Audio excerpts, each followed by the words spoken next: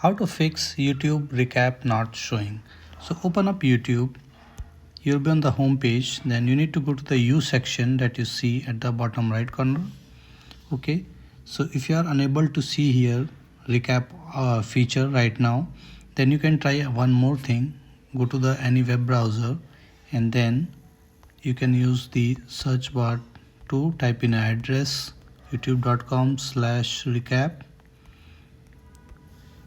Okay, then you will be reaching here. Now one more thing is that you should be logged into your YouTube account in order to see it. Okay, now if you click on open YouTube from here, it will open up the app and again you will be seeing that particular screen.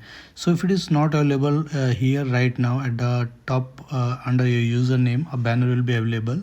So if it is not there, that means it is not available to you at this point of time. Okay, YouTube is still rolling the recap feature, so you need to be patient. You need to wait a little, maybe 1 or 2 days, and you'll get it. So this is how you are going to do it. So thank you for watching the video.